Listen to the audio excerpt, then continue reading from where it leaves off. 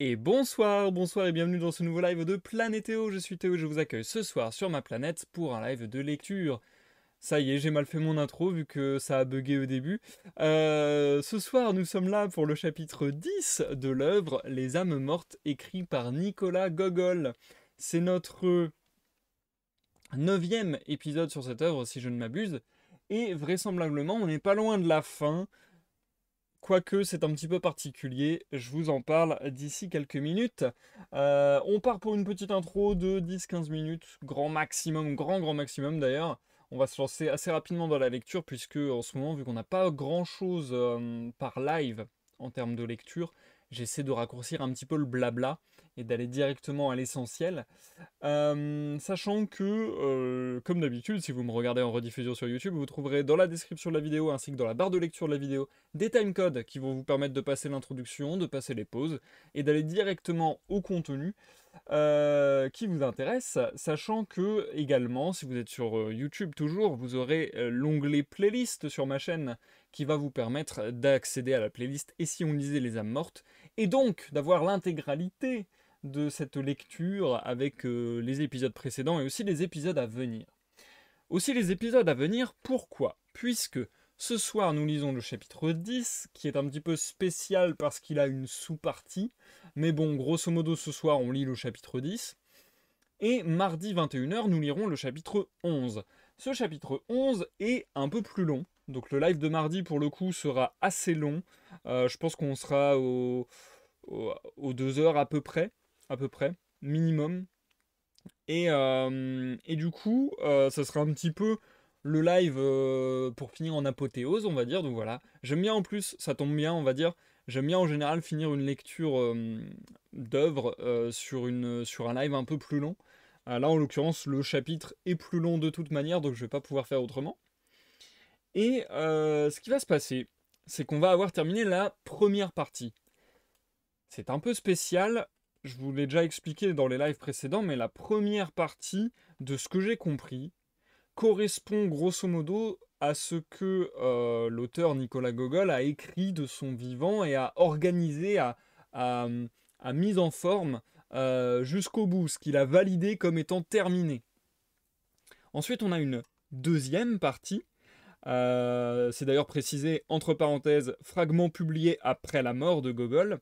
Et du coup, vous comprenez que ce sont des fragments qui ont été publiés à titre posthume, ce qui pose d'autres questions sur est-ce que du coup on peut vraiment dire que c'est le travail de l'auteur, en tout cas le travail abouti. Est-ce que on le lit quand même en mode bon bah voilà, on aura des bribes de ce qu'aurait pu être la suite de l'histoire, ainsi de suite. J'ai déjà eu des cas similaires par le passé, je ne sais plus lesquels d'ailleurs. Je pense que c'était une œuvre de Kafka certainement. Je crois que dans une œuvre de Kafka, il y avait eu ce délire-là. Le roman n'était pas terminé, ça c'est sûr, mais je crois qu'il y avait aussi des fragments en plus. Je me rappelle plus. Enfin bon, bref, il me semble avoir déjà eu le cas par le passé d'une œuvre que je vous ai lue en live qui possédait des fragments qui donc n'avaient pas été mis en forme jusqu'au bout et qui avaient été publiés à titre posthume. Je sais pas trop quelle politique, on va dire, accorder à ce type de cas. Donc, je me suis dit que j'ai pensé à ça tout à l'heure et a priori, je pense que je vais partir sur le fait de dire que le chapitre prochain sera le chapitre de fin. Donc, je pense que sur YouTube, je vais écrire pour l'épisode 10 du coup, celui de mardi. Je pense que j'écrirai fin sur la miniature de la vidéo. Par contre, je pense qu'on fera donc un épisode. Donc ça sera le 11e. Je pense qu'on fera un épisode 11, 12, 13 et ainsi de suite jusqu'à ce qu'on n'en ait plus besoin. Pour faire les lectures de cette deuxième partie, de ces bribes de texte. Auquel cas, du coup, j'ajouterai sur la miniature un terme du style bonus. Je pense que je mettrai bonus numéro 1, bonus numéro 2, bonus numéro 3 ou des trucs comme ça. J'espère que vous allez vous y retrouver, j'espère que ce sera pas trop complexe à comprendre, j'espère que ce sera pas trop bordélique, mais je vous avoue que j'ai assez de mal à savoir comment je veux tourner les choses. Donc voilà, je pense que je présenterai les choses de cette manière. Au moins, vous êtes prévenus. Et du coup, merci de passer faire un petit coucou, Cora, ça me fait très plaisir. Même les coucous en coup de vent, ça fait toujours plaisir, il n'y a pas de souci. Je te souhaite une bonne soirée, l'ami. Et je souhaite à tous ceux qui me rejoindraient en live ou qui me regarderaient en rediffusion sur YouTube de passer un agréable moment en ma compagnie. Santé à tous. Je pense me lancer assez rapidement, encore une fois, comme je le disais. Euh, Juste, ouais, je peux vous rappeler ça vite fait. Bilan de la semaine, puisqu'on arrive à vendredi. Bilan de la semaine. Cette semaine, j'ai un peu travaillé dans l'ombre sur mon jeu de société. J'avance doucement mais sûrement. J'ai un peu travaillé sur la mise en place d'un compte TikTok. Donc n'hésitez pas, si ça vous dit, vous me trouverez à Théo underscore 2 underscore Planétéo. C'est le même pseudo que sur Instagram. Euh, Merci Cora, toi aussi, prends soin de toi. À la revoyure. Donc voilà, n'hésitez pas à me suivre sur TikTok si ça vous intéresse. J'ai déjà posté mon premier TikTok et je suis en train de taffer sur un deuxième parce que j'ai des idées de format pour TikTok. Je pense que, en fait, j'aime pas aller sur un réseau de manière gratuite. J'aime bien qu'il y ait une réelle raison à cela. Et du coup, voilà, là, je pense avoir trouvé un petit peu un format qui pourrait m'intéresser sur TikTok. Donc, je vais élaborer là-dessus. C'est un format sur un domaine que j'ai déjà essayé d'expérimenter et que j'ai déjà essayé de mettre en forme au travers des lives il y a de cela quelques années. J'avais fait des vidéos aussi, des vidéos directement pensées pour YouTube à l'époque. Donc voilà, c'est un thème comme ça qui me suit depuis pas mal de temps. Même en soi, dans ma vie privée, c'est quelque chose que j'ai eu toujours auprès de moi. Sur Discord, à une époque aussi, j'avais un concept qui tournait autour de ce domaine, qui gravitait autour. Je fais plein de mystères, mais j'essaie de garder un petit peu le truc secret pour le moment, tant que je l'ai pas fait et que je suis pas sûr de le sortir.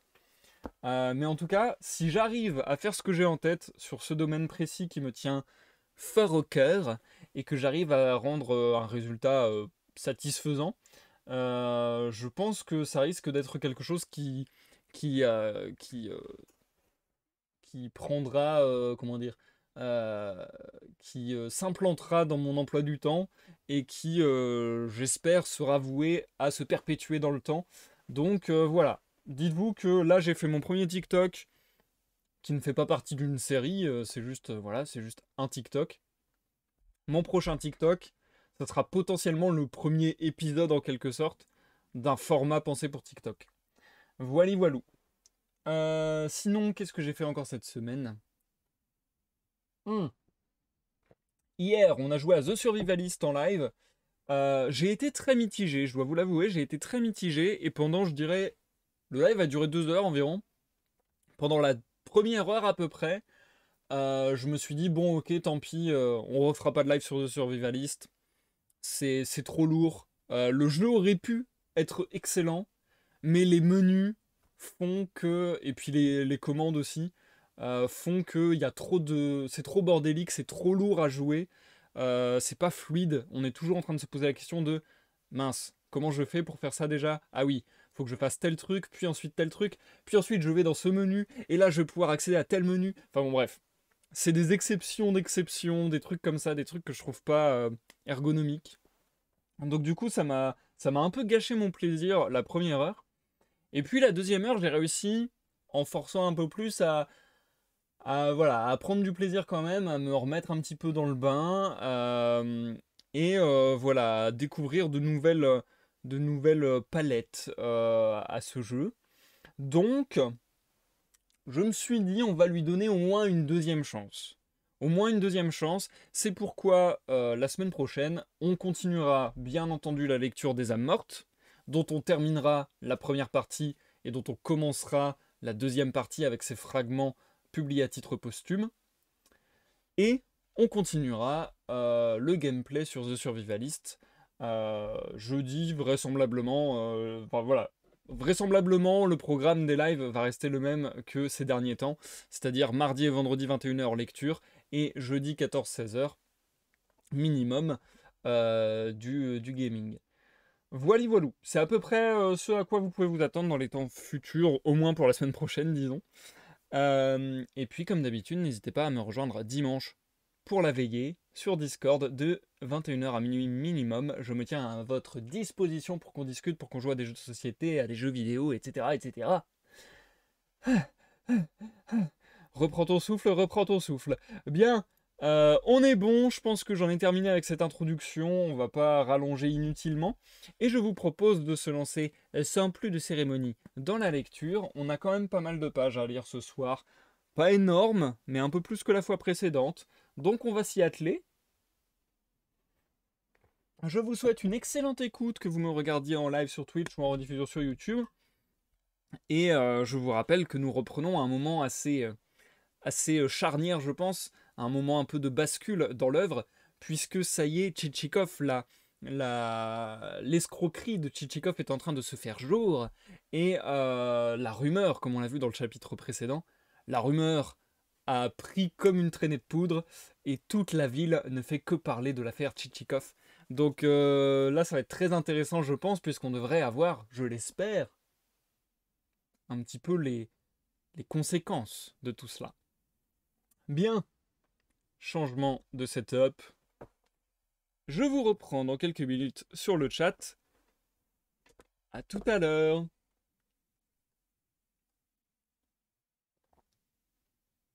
Chapitre 10.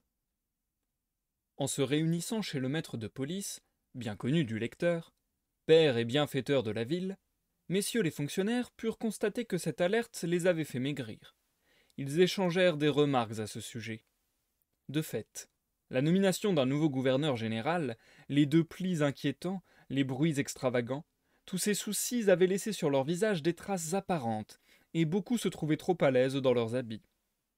Tout le monde avait maigri. Le président, l'inspecteur du service de santé, le procureur, et jusqu'à un certain Semyon Ivanovitch, dont personne ne connaissait le nom de famille, et qui aimait à montrer aux dames la bague qui ornait son index. Comme de juste, quelques braves à trois poils avaient conservé leur sang-froid, mais on pouvait les compter sur les doigts. Seul le directeur des postes gardait toute sa belle humeur. En des cas semblables, il demeurait toujours imperturbable, et s'en allait répétant « La belle affaire qu'un gouverneur général.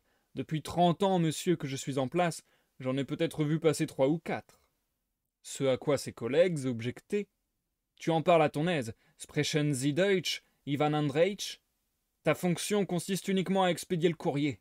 Dans ton bureau de poste, tu ne peux guère commettre que des peccadilles. Accepter moyennant finance un colis irrégulier, ou encore fermer le guichet avant l'heure réglementaire pour ensuite faire payer cher ta complaisance aux gens du négoce. À ce métier-là, on devient ça à bon compte. Mais si le diable te tentait tous les jours, tu verrais si l'on peut résister à ses avances. N'ayant qu'un fils, tu joins facilement les deux bouts. Mais quand votre Praskovie Ivanovna vous donne chaque année un garçon ou une fille, alors, frère, on chante une autre antienne.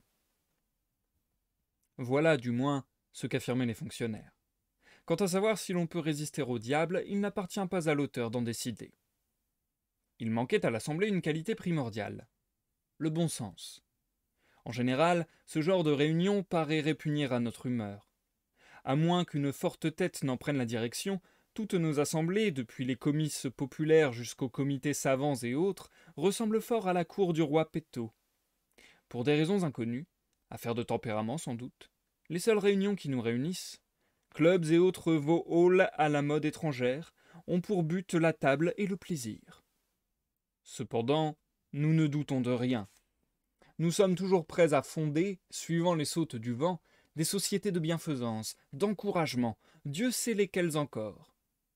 L'œuvre pourra être la plus belle du monde. Nous ne la mènerons jamais à bien. Cela provient sans doute de ce que, l'initiative prise, nous croyons notre tâche accomplie. Si, par exemple, nous nous cotisons pour secourir les pauvres, aussitôt, fiers de cet exploit, nous offrons aux autorités un dîner qui absorbe la moitié des souscriptions. L'autre moitié paye la location d'un magnifique appartement, avec chauffage et gardien, où s'installe le comité. Celui-ci n'a plus que 500 roubles 50 à distribuer aux indigents, et n'arrivent d'ailleurs pas à se mettre d'accord quant à la répartition, chaque membre plaidant pour son protégé. La réunion qui nous occupe présentait, à vrai dire, un autre caractère. La nécessité l'avait inspirée. Il ne s'agissait plus de philanthropie. Les débats intéressaient en personne chacun des fonctionnaires, qu'un égal danger menaçait. Une entente plus étroite était donc de rigueur. Ce fut pourtant tout le contraire qui arriva.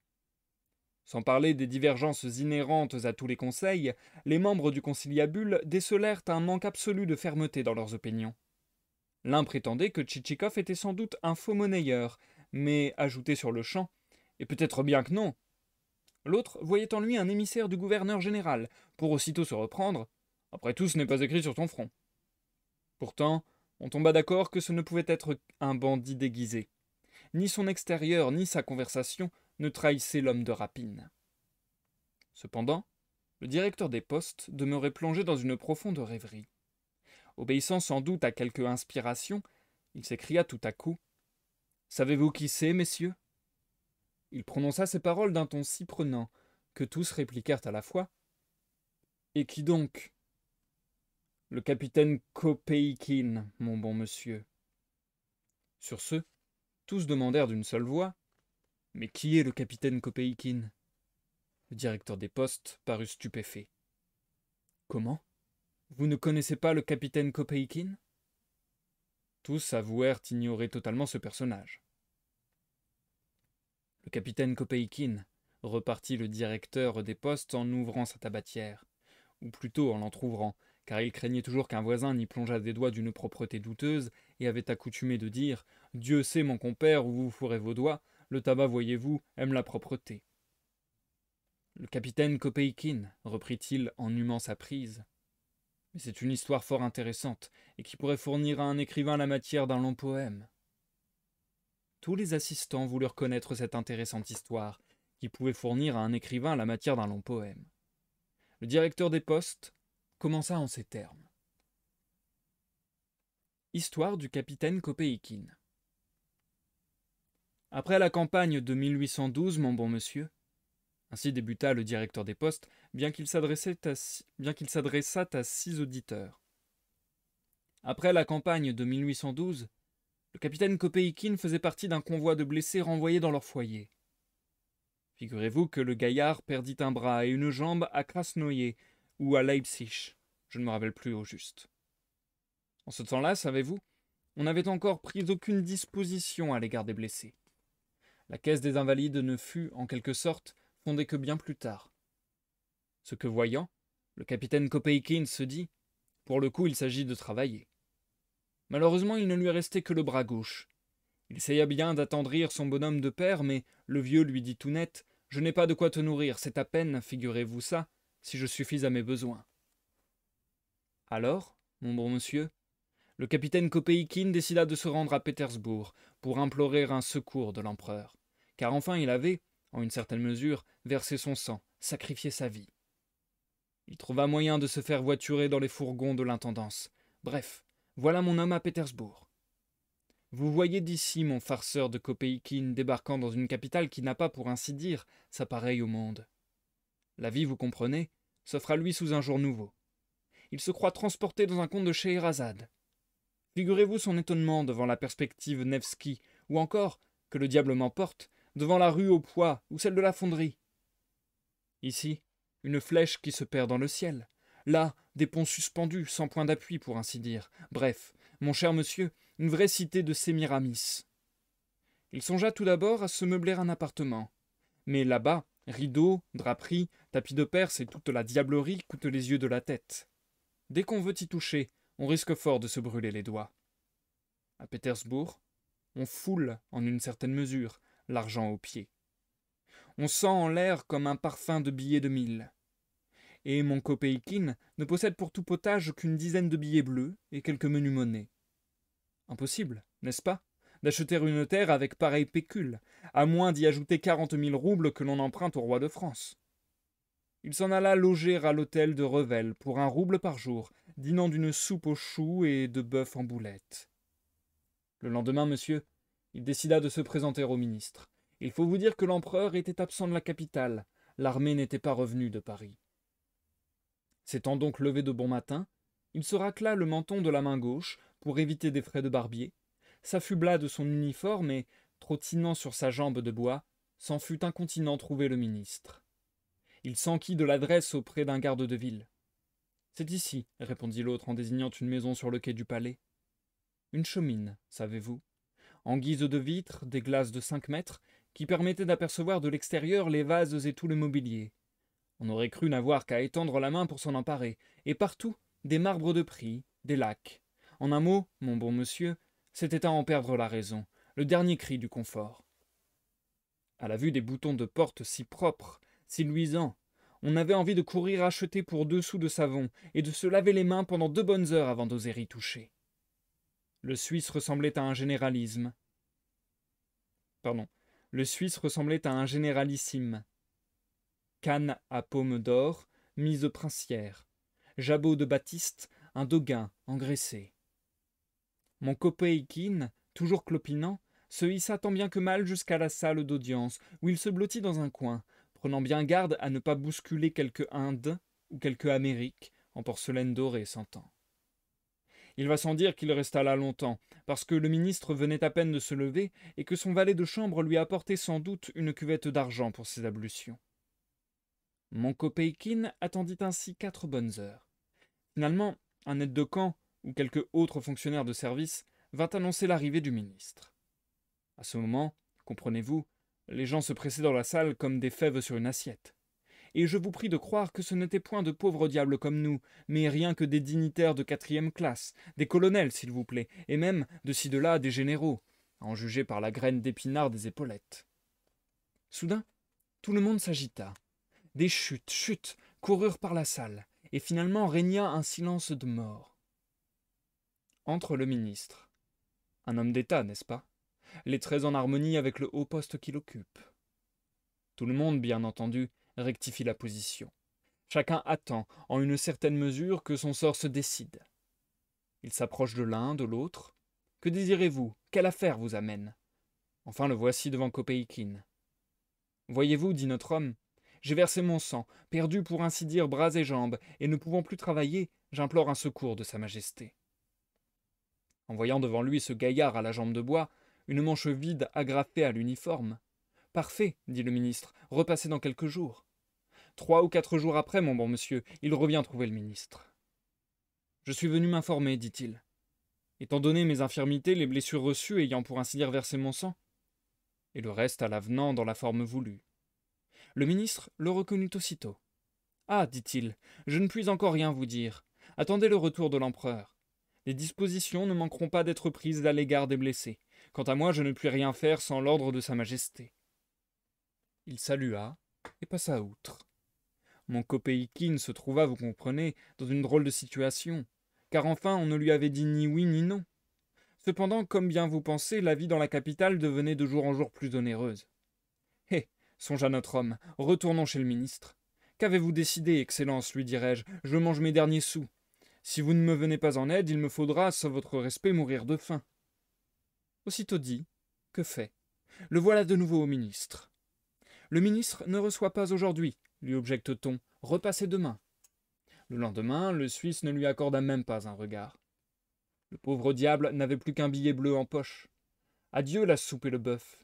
Il se nourrissait maintenant d'un hareng, d'un concombre salé et de 2 liards de pain. Et le cher homme était doué d'un appétit de loup. Représentez-vous mon Kopeikin passant devant un traiteur. Le chef, un Français, à la physionomie ouverte, au linge de Hollande, au tablier blanc comme neige, prépare une omelette aux fines herbes, des côtelettes aux truffes et autres bons morceaux auxquels le Lascar eût volontiers fait un sort. Le voilà devant le marché Miliutine. Aux vitrines s'étalent des saumons, des cerises à 5 roubles pièce, une pastèque monstre, grosse comme une diligence, semblant attendre, au passage, l'imbécile qui en donnera 100 roubles. Tout cela lui fait venir l'eau à la bouche, à chaque pas une tentation. Mettez-vous à sa place. D'un côté pastèque et saumon, de l'autre le mets plein d'amertume qui en ont 2 mains. Enfin, le pauvre diable n'y tient plus. Il décide de parvenir coûte que coûte jusqu'au ministre. Il attend à la porte l'arrivée d'un autre solliciteur et réussit, vous comprenez, à se faufiler en compagnie d'un général dans la salle d'audience. Le ministre fait son entrée comme à l'ordinaire. « Que désirez-vous? Et vous? Ah bah, fait-il en apercevant Kopeikin, vous revoilà? Ne vous ai-je pas expliqué que vous deviez prendre patience? Faites excuse, Excellence, mais il ne me reste plus en une certaine mesure de quoi manger. Je n'y puis rien. Tâchez en attendant de vous trouver quelque moyen d'existence. Comment le pourrais-je, Excellence, puisque je n'ai plus, pour ainsi dire, ni bras ni jambes? Il voulait ajouter, quant à mon nez, il ne peut servir qu'à me moucher, encore pour cela faudrait-il acheter un mouchoir. Mais le ministre, mon bon monsieur, soit qu'il en eût assez, soit qu'il fût vraiment occupé de graves affaires d'État, commença pour de bon à se fâcher. Retirez-vous, lui dit-il, vous n'êtes pas le seul dans votre cas, attendez patiemment. Alors, mon Kopeikin, que la faim, vous comprenez, aiguillonnez, comme vous voudrez, Excellence. Du coup, le ministre, figurez-vous, sortit des gonds. De fait, depuis que le monde est monde, on n'avait jamais vu un Kopeikin s'aviser de parler sur ce ton à un ministre. Jugez un peu de ce que doit être la colère d'un ministre, d'un homme d'État pour ainsi dire. Insolent, s'écria-t-il, je vais vous trouver une résidence. Oh là, un courrier qui l'emmène ce drôle. Et le courrier, comprenez-vous, se trouvait déjà derrière la porte. Un escogriffe haut de 6 pieds, figurez-vous, de grosses pattes de voiturier, une carrure de dentiste. Voilà notre homme installé sur une charrette, le courrier à côté de lui. Au moins, se dit-il, je n'aurai pas de relais à payer. C'est toujours ça de gagner. Et, tout en roulant avec son garde du corps, il ronchonnait à part soi. Ah, ah, tu veux que je me trouve des moyens d'existence? Parfait, parfait, je les trouverai. Eh bien, figurez-vous que personne ne sait au juste où l'on emmena mon Kopeikin. Le gaillard sombra totalement dans le fleuve d'oubli, dans le l'été, comme l'appellent les poètes. Et c'est justement ici, messieurs, que, pour ainsi dire, pour ainsi parler, commence à se nouer mon histoire. On avait donc perdu toute trace du Kopeikin. Mais 2 mois ne s'étaient pas écoulés qu'apparut dans les bois de Ryazan une bande de brigands dont le chef, figurez-vous, mon bon monsieur, n'était autre que notre capitaine Kopeikin. Il avait groupé autour de lui un ramassis de déserteurs. C'était, vous comprenez, aussitôt après la guerre. Tout le monde était habitué à ne pas se gêner. On se souciait de la vie comme d'une guigne. Bref, mon bon monsieur, il mit sur pied toute une armée. Impossible de s'aventurer sur les routes, du moins aux officiers de la couronne, car, pour ce qui est des particuliers, on les relâchait après s'être informés du but de leur voyage. Mais une guerre sans merci était faite au convoi de l'État. Fourrage, argent, approvisionnement, tout était pillé. Le fisc ne trouvait pas son compte à l'affaire. Mon Kopeikin apprenait-il qu'un village était sur le point de payer ses impositions, il s'y présentait tout de go. « Oh là, l'ami, disait-il au staroste, verse-moi sans plus tarder le montant des impôts et redevances. » En voyant devant lui ce diable boiteux à collet rouge, le rustre, comprenez-vous, sentait dans l'air comme une odeur de giroflée. Diantre, se disait-il, ça doit être quelque capitaine ispravnik ou peut-être pis encore. Et aussitôt, pour avoir la paix, il livrait le magot. Et l'autre, mon bon monsieur, en donnait quitus en bonne et due forme, certifiant que les impositions avaient été intégralement remises aux mains du capitaine Kopeikin et apposant même son timbre sur le papier. Bref, il pillait à cœur joie. On envoya plusieurs détachements pour s'emparer de la bande, mais ces têtes brûlées s'en souciaient comme de l'an 40. À la fin des fins, mon Kopeikin, comprenant sans doute que ses affaires sentaient le brûler, et se trouvant d'ailleurs à la tête d'un fort joli capital, trouva moyen de passer la frontière et de gagner les États-Unis. D'où, mon bon monsieur, il envoya à Sa Majesté une lettre qui peut passer, figurez-vous, pour un modèle d'éloquence. Que sont, auprès de Kopeikin, les Platons, les Démosthènes et autres grands hommes de l'Antiquité? Moins que rien, mon bon monsieur. N'allez pas croire, sire, disait-il dans cette épître, que je sois et ceci, et ceci, et cela, tout ceci s'entend en période bien arrondie. Après avoir versé mon sang pour ainsi dire sans compter, je suis demeuré sans un morceau de pain. Ne châtiez point, mes camarades, ces innocents ayant été entraînés par moi. Daignez plutôt veiller à ce que les blessés ne soient pas à l'avenir, révérence parlée, abandonnés à leur triste sort. Et, figurez-vous, cette éloquence sublime toucha le cœur de l'empereur. Évidemment, notre homme était un criminel digne, à certains égards, de la peine de mort. Mais, d'autre part, cette grave lacune dans l'assistance aux blessés. Lacune, d'ailleurs, Bien compréhensible en des temps aussi troublés. Nul, sauf le bon Dieu, ne saurait songer à tout. Bref, monsieur, Sa Majesté daigna faire preuve d'une magnanimité inouïe, en prescrivant d'arrêter les poursuites et en constituant un comité exclusivement chargé d'améliorer le sort des blessés. Et sur l'initiative de ce comité fut créée, mon cher monsieur, la Caisse des Invalides, institution qui assure parfaitement l'existence de ces malheureux et n'a pas, on peut le dire, sa pareille ni en Angleterre ni dans les autres pays civilisés. Vous savez maintenant, monsieur, qui est le capitaine Kopeikin. Pour ma part, voici ce que je suppose. Il aura probablement gaspillé son argent aux États-Unis, et le voici de retour parmi nous afin de tenter, pour ainsi dire, la chance d'une nouvelle entreprise.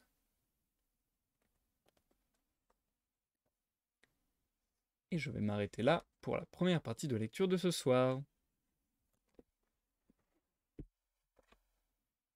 Hop. Nous marquons une courte pause, les amis. Ok, super sympa, super sympa. Et du coup, bonsoir Zua, comment tu vas? Merci de nous rejoindre, ça fait plaisir. Ça fait très plaisir de te revoir parmi nous. Et du coup, si vraiment, parce que je vois que tu dis que tu as du retard, si vraiment la lecture t'intéresse de fou, je rappelle à toi et à tout le monde que bien entendu les rediffusions sont disponibles sur YouTube, la playlist et si on lisait les âmes mortes, n'hésitez pas, n'hésitez pas. Bah écoute, Zua, si je suis tout à fait honnête, ça va coup-ci coup-ça, mais on fait aller, on fait aller.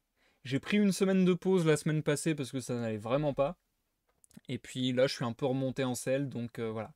On fait aller un peu mieux que la semaine passée, ça c'est sûr. Très sympa, ce début de chapitre, je le trouve vachement sympathique.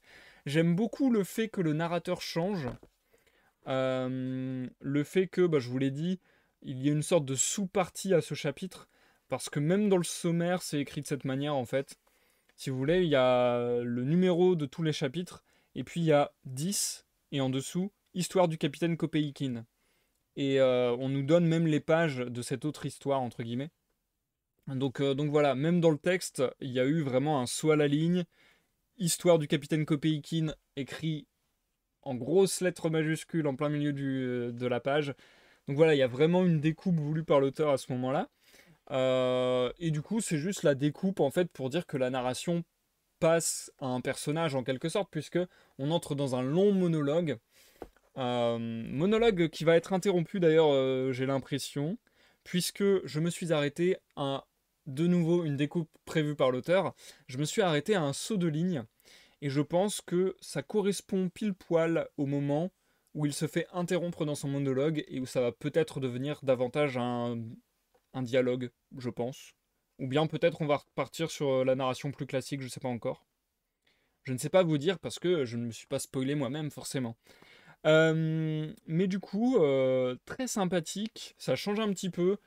J'aime bien en général dans un texte qu'il y ait des dynamiques différentes, qu'il y ait des chapitres qui s'amusent à changer les formes, qui s'amusent à changer les codes.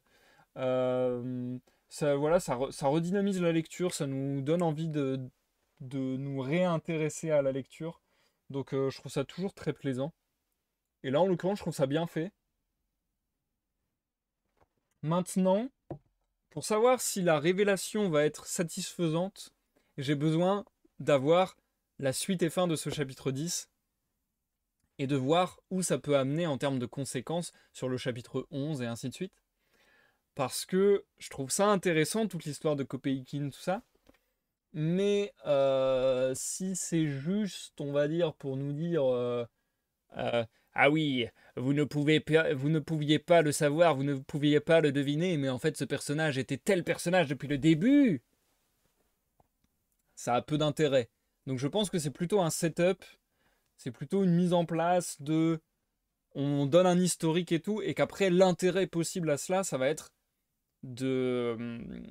Ça va être de justement essayer de confronter cette hypothèse à la réalité et savoir si c'est vraiment ça qui est arrivé ou non, quoi. Je pense que c'est là où va résider l'intérêt de la suite de l'œuvre. Et j'ai l'impression d'ailleurs que, là c'est marrant, encore une fois, je trouve que Nicolas Gogol a beaucoup le sens de la formule parce que dans sa manière de s'adresser au lecteur et dans la manière dont il a d'organiser le texte et notamment de terminer les chapitres ou de terminer des parties, il y a toujours un peu cet effet teasing et cet effet de ah vas-y, je te donne un petit truc à grignoter pour que tu reviennes voir, je te fais un petit cliffhanger, etc. Et là, en soi, sur ce que je viens de terminer, le dernier paragraphe que je viens de vous lire, il y a clairement cet aspect-là de du personnage qui dit ok, je viens de vous présenter le capitaine Kopeikin, je vous ai fait toute une démonstration, maintenant je vous dis ma théorie. Ma théorie c'est que Kopeikin n'est autre que Tchitchikov. Et du coup ça marche bien que la rupture se passe là parce que bah on est en suspens, on est en alerte, on est en mode qu'est-ce qui va se passer, ça va être quoi les réponses à ça. Donc là j'ai juste hâte de voir les réactions des personnages à cette hypothèse. À cette hypothèse. Et du coup, merci Zua, c'est très gentil de ta part. Je regarde vite fait deux trois trucs. Ouais, non, ok. J'avais une notification YouTube justement, j'avais un commentaire sur YouTube. Donc je regardais si c'était un commentaire YouTube qui pourrait avoir un intérêt pour le live parce que parfois je réponds à des gens en commentaire et je me dis ah ça c'est un truc que je dirais bien à tout le monde. Mais vous comprenez que en étant sur autant de réseaux sociaux différents et pas forcément suivi pour les mêmes choses par tout le monde, c'est pas évident de tenir au courant, on va dire, toute la communauté, je sais pas si j'aime beaucoup ce mot-là, mais en tout cas toutes les personnes qui se sont intéressées de près ou de loin à l'un de mes projets. C'est difficile de tous vous prévenir d'un coup de quelque chose. Donc bon, je saisis la moindre occasion. C'est pour ça que je parlais par exemple de l'ouverture de mon compte TikTok en début de live, etc. En fait, c'est un truc que je déteste faire, pour être tout à fait honnête. C'est un truc que je déteste faire, faire un peu la com, faire la com, le marketing, tout ça, on va dire. C'est vraiment pas un truc qui me plaît personnellement. Euh, J'aime pas faire la pub, j'aime pas dire ah venez à tel endroit, je fais tel truc. C'est un truc où je pense que je pourrais être bon ou pas trop mauvais. Mais c'est un truc qui me fait pas rire, quoi. C'est un truc qui m'amuse pas. Donc bon, j'ai beaucoup de mal à me mettre à ça. Et puis, bah, il faut que je me force à le faire parce que malheureusement, c'est comme ça que ça fonctionne, quoi. Si je fais du contenu pour absolument personne, forcément l'intérêt est un petit peu limité. Donc bon, même si ça a toujours été un plaisir de faire ces lives de lecture à voix haute, eh bien, disons que l'intérêt est aussi de propager ce que je peux faire, quoi. Dans n'importe quel type de projet que je fais d'ailleurs.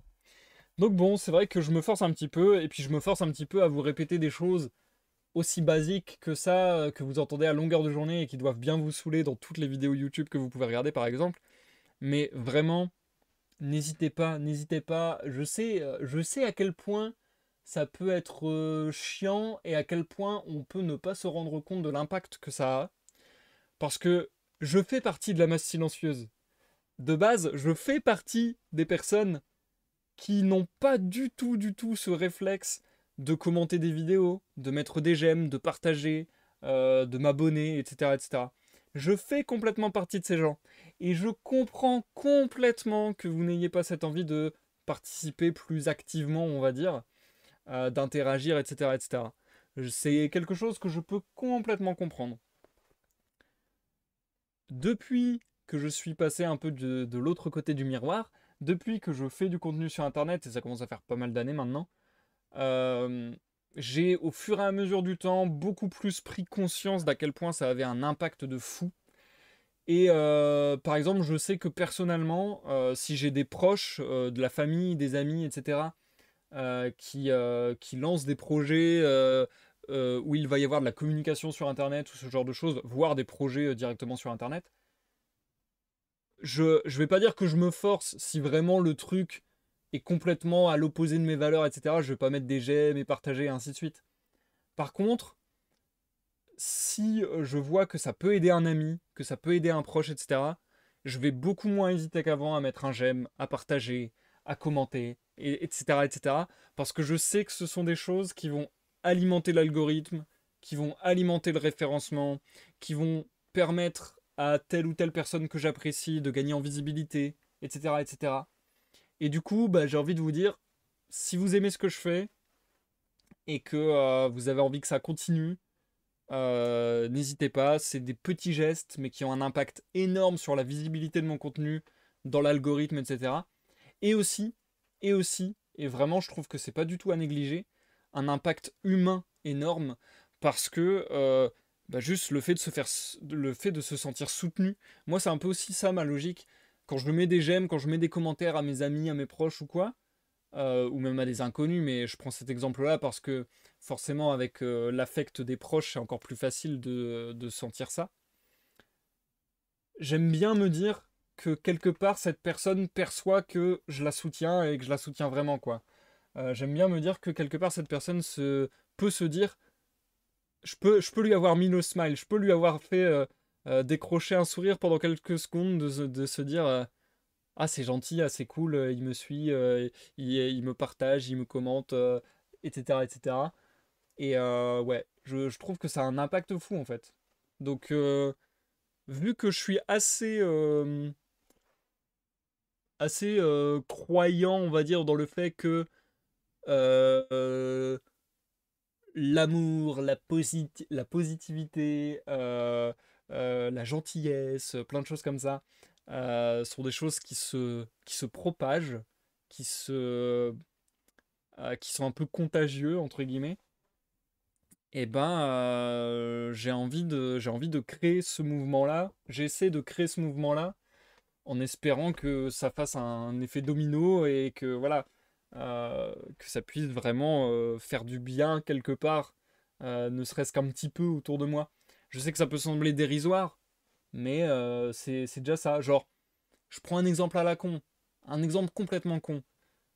Si je mets une rediffusion sur YouTube et que j'ai une dizaine de j'aime en quelques heures, etc., je me dis, ah bah c'est cool, ça fait plaisir, il y a une dizaine de personnes qui ont pensé à mettre un j'aime, c'est un geste quelque part, qui leur a demandé un effort entre guillemets et tout, donc voilà, je me dis, ah c'est cool, ils ont pris du temps pour moi et pour me dire que ce que je fais c'est bien et que ça les a intéressés et ainsi de suite. Alors que s'il y a zéro j'aime, bah entre 10 j'aime et zéro j'aime, zéro j'aime, je m'en fous parce que je suis pas très regardant sur les chiffres et vraiment c'est pas quelque chose qui me touche énormément négativement. Par contre, positivement, ça me touche. Donc voilà, si j'ai zéro j'aime sur une vidéo qui vient de sortir et tout, je serais neutre. Au pire, je serais en mode bon, c'est dommage, mais je serais pas, voilà, je serais pas affecté en mode je suis triste, je suis en colère ou quoi que qu'est-ce. Par contre, si à contrario il y a des j'aime, etc., je serais vraiment en mode ah bah merci, merci, je suis reconnaissant et ça fait plaisir. Donc voilà, c'était le petit message. C'était le petit message. Et encore une fois, la majorité silencieuse, je vous comprends complètement et je ne vous blâme pas du tout. Je suis de la même team que vous à la base. Et c'est clair que ça demande, je pense, selon aussi sa personnalité et à quel point on est timide ou ce genre de choses, à quel point on a confiance en soi, enfin plein de choses, plein de choses peuvent faire que c'est vraiment pas pour nous et qu'on n'arrive pas à interagir et que c'est pas notre truc et que voilà, on peut ne pas vouloir interagir juste aussi. Il n'y a aucun souci avec ça. Aucun souci avec ça. Bref, du coup j'ai fait une pause un petit peu longue. On a encore une assez longue partie à lire, un petit peu plus longue d'ailleurs qu'en début de live, donc je vous propose qu'on reprenne directement. Je te souhaite une bonne écoute, Zua, pour la suite. Bonne écoute à tous ceux dans l'ombre du chat et bonne écoute à ceux qui me regarderaient en rediffusion sur YouTube. Je suis dans l'hésitation la plus grande à vous relire le chapitre précédent parce que la suite est une réaction directe. Même si l'auteur a prévu un saut de ligne, c'est l'interruption, comme je disais, du monologue. Donc je pense que ce serait pas mal de le faire. Ok, je relis le paragraphe précédent, comme ça on a la révélation et la réaction. A tout à l'heure pour l'outro, les amis. Chapitre 10. Suite et fin. Vous savez maintenant, monsieur, qui est le capitaine Kopeikin. Pour ma part, voici ce que je suppose. Il aura probablement gaspillé son argent aux États-Unis, et le voici de retour parmi nous afin de tenter, pour ainsi dire, la chance d'une nouvelle entreprise. Mille pardons, Ivan Andreevitch, interrompit soudain le maître de police. Tu viens de nous dire que le capitaine Kopeikin a perdu un bras et une jambe, tandis que Tchitchikov... Le directeur poussa un cri et se donna sur le front un grand coup du plat de la main, en se traitant publiquement de bourrique. Ne pouvant comprendre comment ce détail ne l'avait pas frappé dès les premiers mots de son récit, il reconnut la justesse du proverbe. Le Russe n'a de l'esprit qu'après coup. Mais il reprit bientôt son assurance et tenta de réparer sa bévue, en alléguant que les Anglais avaient porté la mécanique à un degré de perfection extraordinaire. À en croire les journaux, l'un d'eux avait inventé des jambes de bois vraiment admirables. Au simple toucher d'un imperceptible ressort, elles vous emportaient en tel lieu qu'il devenait impossible de vous découvrir. Il ne convainquit personne. Ses auditeurs déclarèrent à l'envi qu'il s'était trop avancé et que Tchitchikov ne saurait être le capitaine Kopeikin. Cependant, mis en verve par son ingénieuse conjecture et ne voulant point demeurer en reste, ils émirent à leur tour des suppositions pour le moins aussi extravagantes. Si bizarre que cela paraisse, ils en vinrent à se demander si Tchitchikov n'était point par hasard Napoléon déguisé. Depuis longtemps, les Anglais enviaient la grandeur et l'immensité de la Russie. Ils avaient même publié des caricatures où un Russe s'entretient avec un Anglais. Celui-ci tient en laisse un chien qui représente Napoléon. « Prends garde, dit-il, si tu ne marches pas droit, je le lâche sur toi. » Il pouvait donc fort bien l'avoir laissé échapper de Sainte-Hélène, et Napoléon parcourait la Russie sous le nom de Tchitchikov. Bien entendu, cette explication ne satisfit pas non plus nos fonctionnaires. Cependant, après mûre réflexion, ils durent s'avouer que, de profil, Tchitchikov ressemblait à Napoléon. Le maître de police, qui avait fait la campagne de 1812 et vu l'empereur en personne, reconnut que Napoléon était de même taille que Tchitchikov, et comme lui, ni gras ni maigre. Certains lecteurs trouveront sans doute ces propos invraisemblables. Pour leur faire plaisir, l'auteur abondera dans leur sens. Malheureusement, les choses se passèrent exactement comme nous les relatons. Et cela est d'autant plus étonnant que la ville en question n'est pas éloignée des deux capitales. N'oublions pas que cette aventure eut lieu après la glorieuse expulsion des Français. À cette époque, tous nos propriétaires, fonctionnaires, négociants, courteaux de boutiques et autres individus lettrés ou illettrés se prirent pendant 8 bonnes années d'une belle passion pour la politique. La Gazette de Moscou et le Fils de la patrie passaient de main en main jusqu'à n'être plus que lambeaux. Au lieu des habituelles questions « Combien, mon compère, avez-vous vendu le boisseau d'avoine ?» ou « Avez-vous profité de la gelée blanche d'hier ?» on s'informait. Que disent les journaux? Napoléon s'est-il encore une fois échappé de son île? Nos marchands redoutaient fort cet événement, car ils ajoutaient foi aux prédictions d'un prophète emprisonné depuis 3 ans. Cet illuminé, venu on ne sait d'où, portait des sandales d'écorce. Sa pelisse de mouton exhalait un abominable relent de poisson pourri. Il prêchait que Napoléon était l'antéchrist, qu'on le tenait enchaîné derrière 6 murailles par-delà 7 mers, mais qu'il finirait par briser ses chaînes et conquérir l'univers. Incarcéré pour cette belle prophétie, il n'en avait pas moins jeté le trouble dans l'esprit des marchands. Pendant longtemps, en allant à l'auberge arroser de thé quelques bonnes affaires, ces braves gens ne parlaient que de l'antéchrist. Plus d'un fonctionnaire, plus d'un gentilhomme même, se prirent à rêver à la chose. En proie au mysticisme qui, comme nul n'ignore, était alors fort à la mode, ils donnèrent un sens spécial à chacune des lettres qui forment le mot Napoléon. Beaucoup découvrirent même en ce nom les chiffres de l'Apocalypse. Il n'y a donc rien de surprenant à ce que nos employés se soient un instant arrêtés à cette supposition, mais ils s'aperçurent bientôt que leur imagination battait la campagne. Après avoir bien songé, réfléchi, discuté, il leur parut sage de soumettre encore une fois Nozdrioff à un interrogatoire serré. C'était lui qui, le premier, avait divulgué cette histoire d'âme morte. En relations étroites avec Tchitchikov, il connaissait certainement les détails de sa vie. Il fallait donc tâcher d'en tirer quelque chose. Étranges gens que ces fonctionnaires, comme aussi bien le commun des mortels. Ils tenaient Nozdrioff pour menteur, savaient parfaitement que qu'on ne pouvait ajouter foi au moindre propos de ce hâbleur, et c'est pourtant à lui qu'ils eurent recours. Allez donc comprendre les hommes. Celui-ci nie l'existence de Dieu, mais si le nez lui chatouille, il croit son dernier jour arrivé. Dédaignant telle œuvre poétique, lumineuse, où l'harmonie s'allie à la divine simplicité, celui-là se jette sur une production hâtive, où la nature est trahie, défigurée, violentée par un habile faiseur. Il s'en délecte, et va s'écriant « Voilà un vrai connaisseur du cœur humain !» Tel autre a toute sa vie les médecins en horreur, et finit par s'adresser à une sorcière experte en incantations et en crachats magiques, ou, mieux encore, par inventer quelque horrible mixture qui lui paraîtra, Dieu sait pourquoi, le vrai remède à ses maux. Au reste, la situation difficile dans laquelle il se trouvait pouvait, en partie, servir d'excuse à nos fonctionnaires.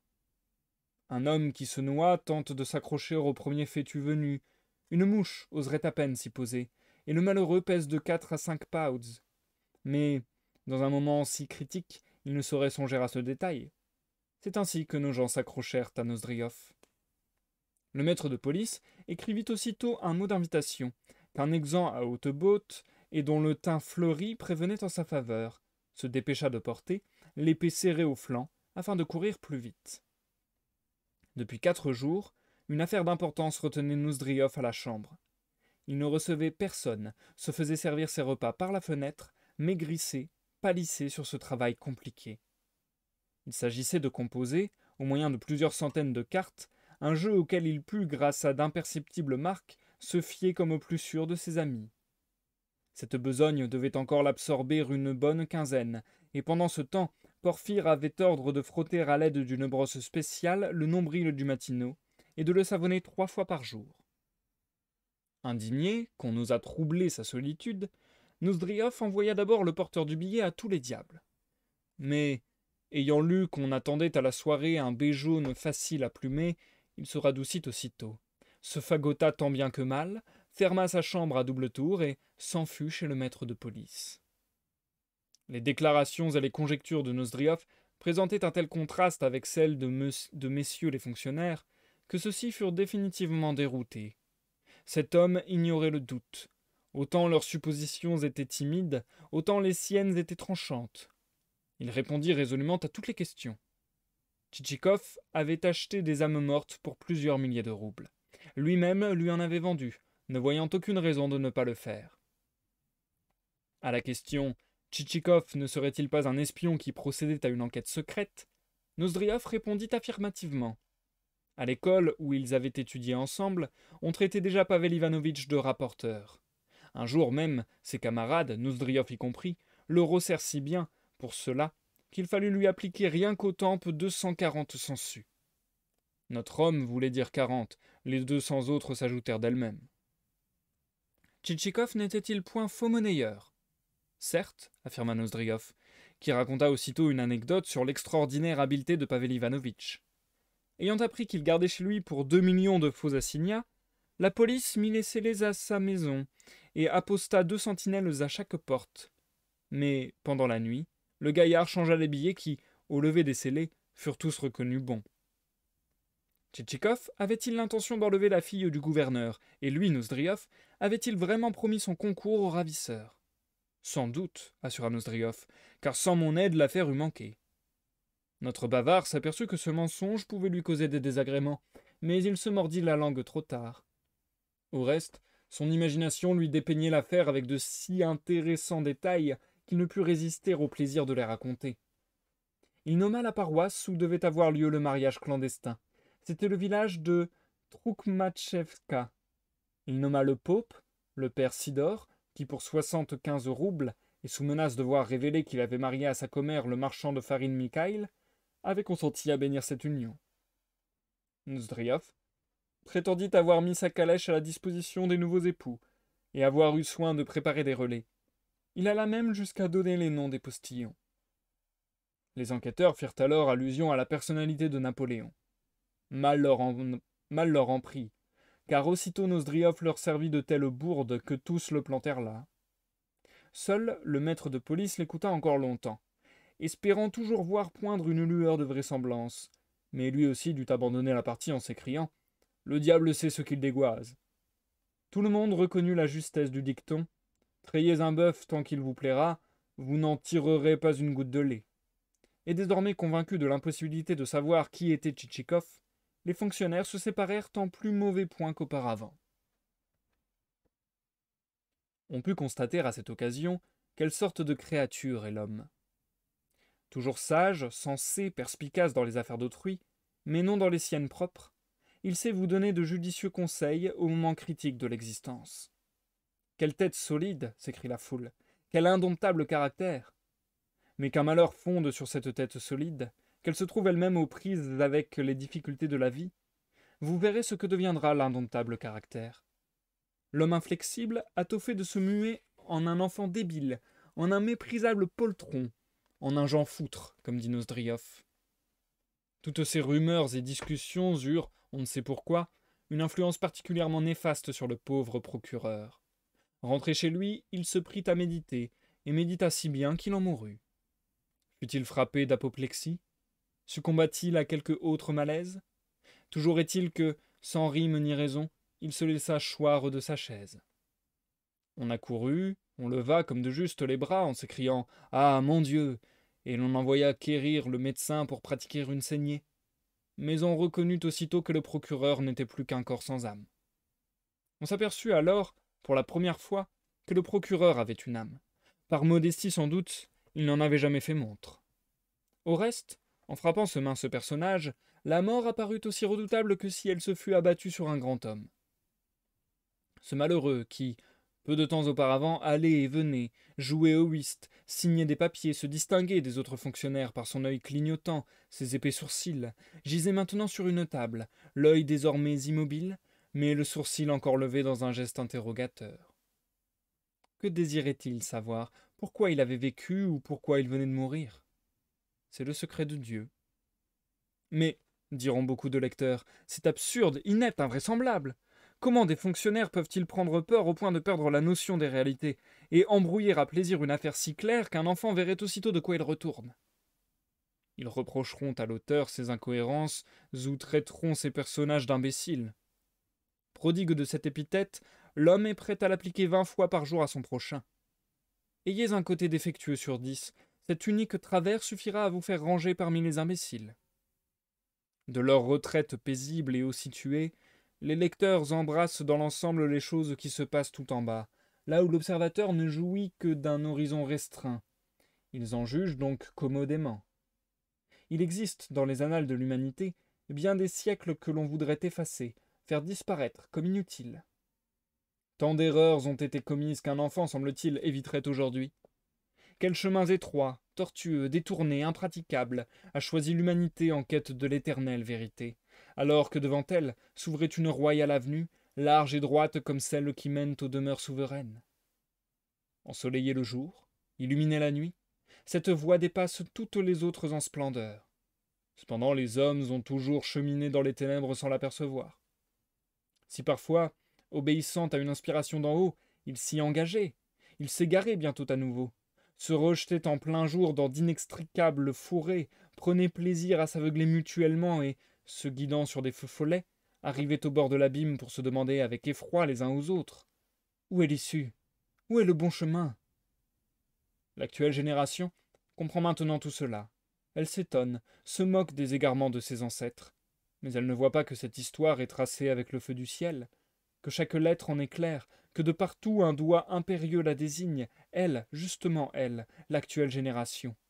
Elle se complaît en sa raillerie et commet fièrement de nouvelles erreurs, dont se moquera à son tour la postérité. Tchitchikov, cependant, ignorait tous ces événements. Comme à point nommé, il souffrait d'un refroidissement accompagné d'une fluxion et d'une légère inflammation à la gorge, présent dont se montre prodigue le climat de beaucoup de nos chefs-lieux. Craignant de terminer son existence sans laisser de descendants, il se résolut à garder la chambre pendant 3 ou 4 jours, au cours desquels il ne cessa de porter un cataplasme de camomille et de camphre, et de se gargariser avec une décoction de figues au lait. Il avalait ensuite les fruits. Pour occuper ses loisirs forcés, il dressa plusieurs nouveaux états détaillés de tous les paysans qu'il venait d'acheter, parcourut la duchesse de la Vallière, dont il découvrit un tome dépareillé dans son porte-manteau, mit en ordre son écritoire, relut divers billets qui s'y trouvaient. Mais bientôt l'ennui le gagna. Il n'arrivait pas à comprendre pourquoi aucun fonctionnaire ne venait s'informer de sa santé, alors qu'auparavant quelques voitures stationnaient toujours devant la porte de l'auberge. Celle du directeur des postes, celle du procureur, celle du président. Il arpentait sa chambre en haussant les épaules. Enfin, il éprouva un mieux sensible, et fut transporté de joie en voyant qu'il pourrait prendre l'air sans inconvénient. Sans plus tarder, il procéda à sa toilette. Ouvrant son nécessaire, il en sortit un blaireau et du savon, versa de l'eau chaude dans un verre et se mit en devoir de se raser, opération d'ailleurs fort opportune, car en se portant la main au menton et en se regardant au miroir, il s'écria « Ah, bah, quelle forêt !» C'était peut-être beaucoup dire. Le mot taillis eût mieux convenu. Une fois rasé, il s'habilla avec tant de hâte qu'il faillit choir en enfilant son pantalon. Enfin, chaudement vêtu, parfumé à l'eau de Cologne, un foulard sur la joue, il gagna prestement la rue. Comme il arrive à tout convalescent, cette promenade fut pour lui une fête.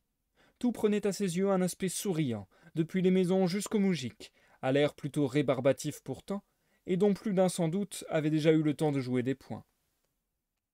Il comptait, tout d'abord, faire visite au gouverneur.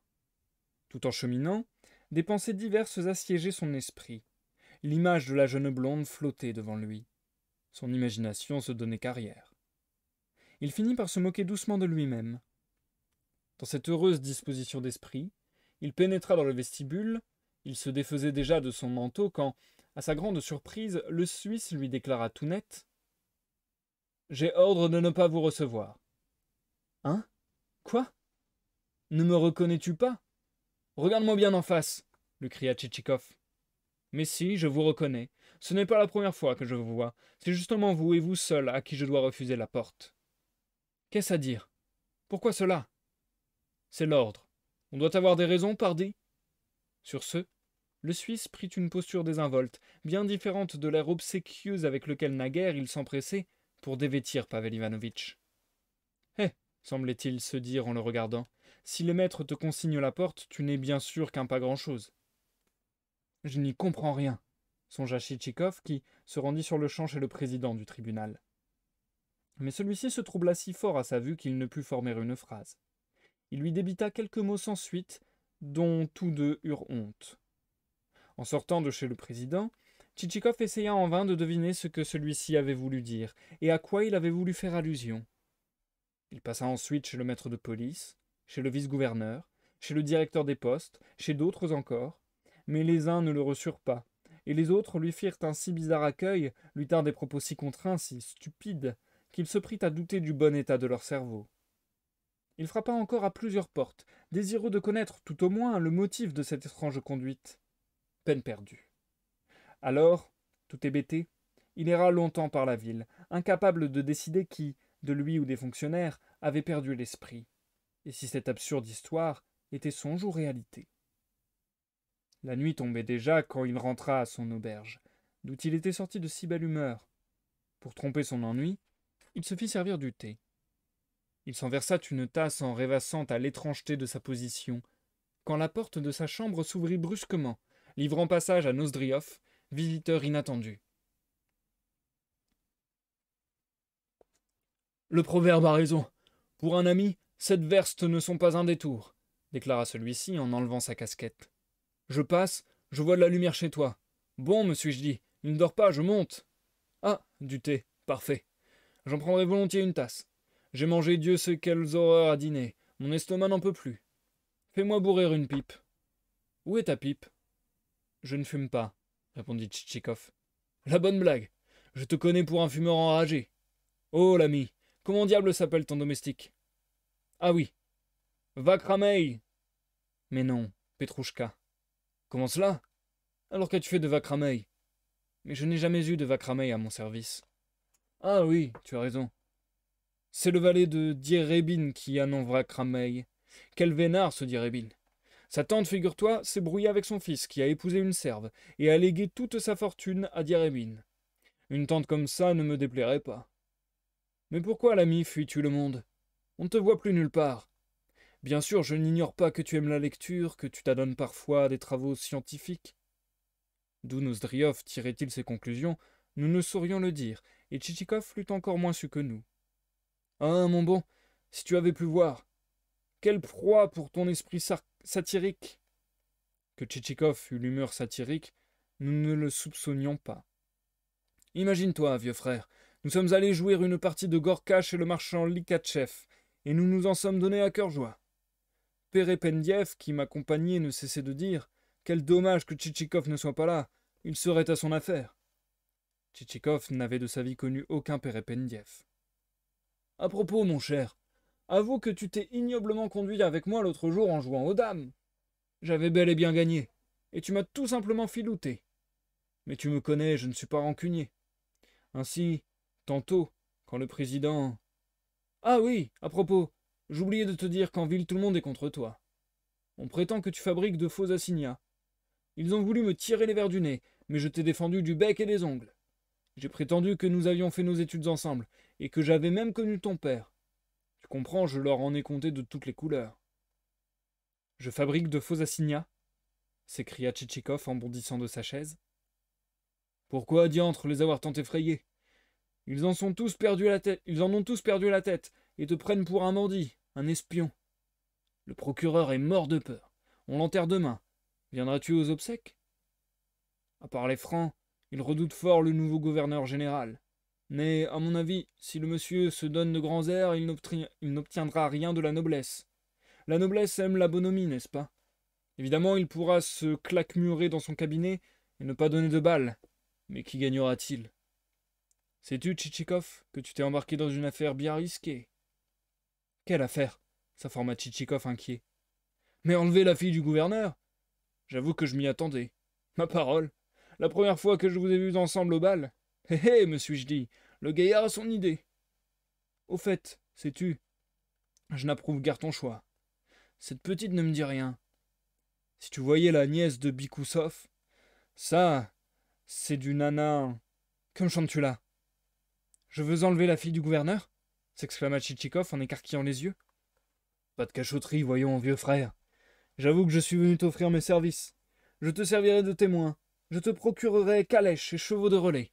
À une condition, pourtant. Tu vas me prêter 3000 roubles. C'est pour moi une question de vie ou de mort. Tandis que Nozdriov balivernait de la sorte, Tchitchikov se frotta plus d'une fois les yeux pour s'assurer qu'il ne rêvait pas. Il fabriquait de la fausse monnaie, projetait d'enlever la fille du gouverneur, avait causé la mort du procureur. Un gouverneur général arrivé? Toutes ces nouvelles ne laissèrent pas de beaucoup l'effrayer. Allons, se dit-il, puisque les choses en sont là, il ne me reste plus qu'à décamper au plus vite. Il réussit à se débarrasser de Nozdriov, appela incontinent Sélifan et lui ordonna de se lever le lendemain dès l'aurore et de tout préparer pour le départ fixé à 6 heures précises. La britchka devait être soigneusement examinée, nettoyée, graissée, etc. Tchitchikov insista tout particulièrement sur ce point. Entendu, Pavel Ivanovitch, proféra Sélifan, qui, cependant, demeura tout songeur sur le seuil. Tchitchikov se fit alors donner par Petrouchka son porte-manteau. Celui-ci le tira de dessous le lit, où une bonne couche de poussière avait eu le temps de le recouvrir. Tous deux y empilèrent au petit bonheur bas chemise, linge sale, linge propre, embauchoirs de bottes, almanach, tout ce qui leur tombait sous la main.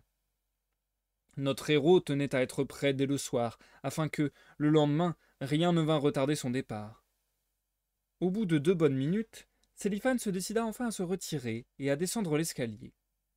Il le fit le plus lentement du monde, en laissant sur les marches vermoulues les traces de ses bottes mouillées et en ne cessant de se gratter la nuque. Que signifiait ce grattement? L'ennui de renoncer à rencontrer le lendemain au cabaret un camarade en mauvaise touloupe, à ceinture voyante? Ou bien, engagé déjà dans une affaire de cœur, Sélifan regrettait-il les galants propos que l'on tient le soir sur le pas des portes, en serrant 2 mains blanches entre les siennes, à l'heure où, les ténèbres enveloppant la ville, un gaillard à blouse rouge racle de la balalaïka pour le plaisir des valets, artisans et autres gens de peu, qui se reposent des travaux du jour en échangeant de joyeux de vie? Était-il tout simplement marri de quitter le coin chaud qu'il avait su se ménager près du poêle, la grasse soupe aux choux et les savoureux pâtés, pour rouler à nouveau les routes sous la pluie, dans la boue, parmi les intempéries? Bien malin qui le dira. En Russie, quand un homme du peuple se gratte la nuque, ce geste signifie tant de choses. Et c'est la fin du chapitre 10, les amis. Ça sera donc également la fin de la lecture pour ce soir. Nous passons à l'outro du live. Ok. Grave sympathique ce chapitre, encore une fois, je trouve. Je trouve que globalement, le roman dans son intégralité se lit bien, s'enfile bien, franchement. Merci pour la lecture. Ah bah de rien, Zua, c'est gentil de, comme on disait tout à l'heure, c'est gentil d'interagir. Merci, merci à toi. Euh, et du coup, oui, non, franchement, je trouve que Les âmes mortes, c'est un style qui se dévore bien, c'est un style qui se consomme bien. Donc, j'ai pas trop de difficultés à entrer dans la lecture. Je trouve globalement la lecture sympathique. Après, je pense pas que ça sera parmi mes lectures favorites all time. Il n'y a pas un thème, il n'y a pas un genre qui m'intéresse très particulièrement. Donc je dirais simplement que c'est une bonne lecture. Je pense que pour moi, au global, sauf si des surprises nous attendent, peut-être. Mais je pense que pour moi, au global, ça aura été une bonne lecture, mais sans plus, quoi. Mais c'est vrai que voilà, ça se consomme bien, c'est sympathique.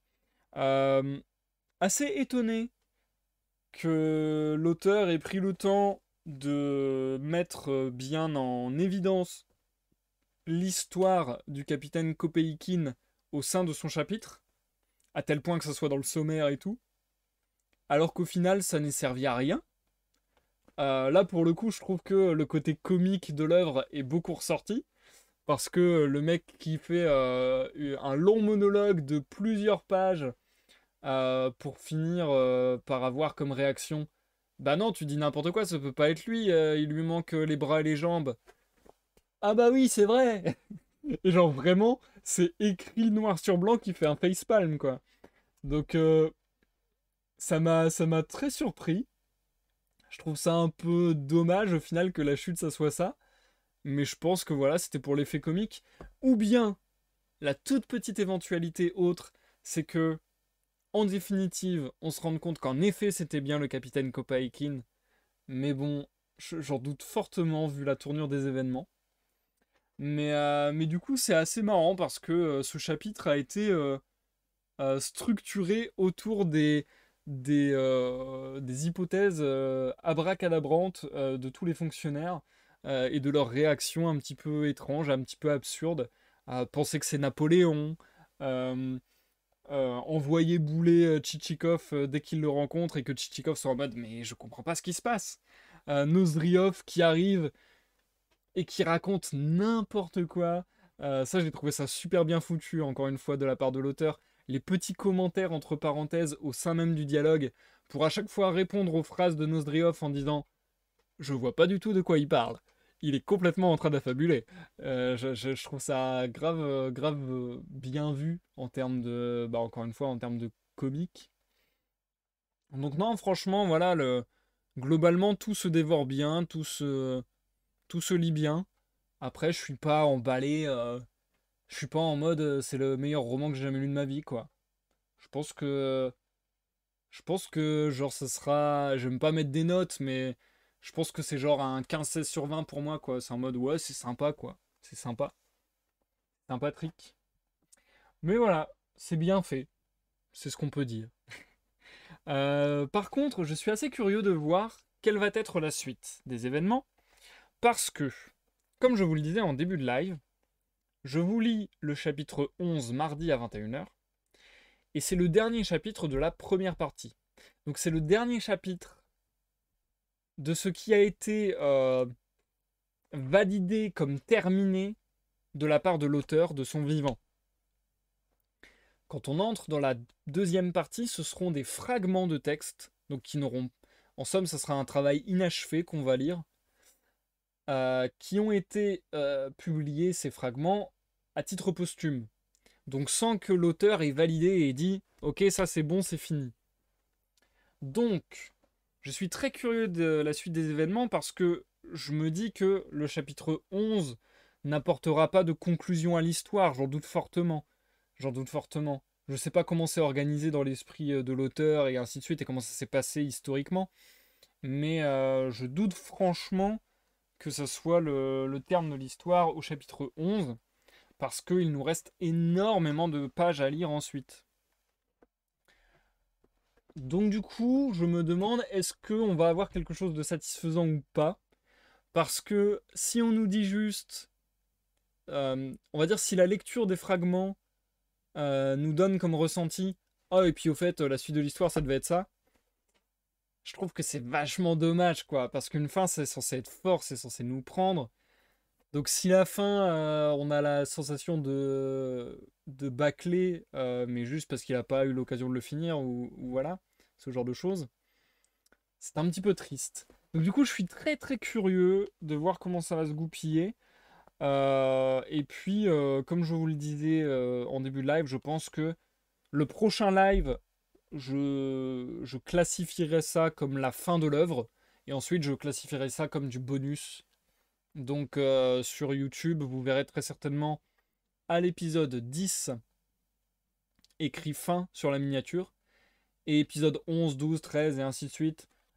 Jusqu'à ce qu'on ait terminé la lecture des fragments. À ce moment-là, ça sera écrit certainement bonus. Je pense que ça sera écrit bonus, bonus 1, 2, 3 peut-être. Ou bien bonus, et puis je continue la numérotation normale du reste des épisodes.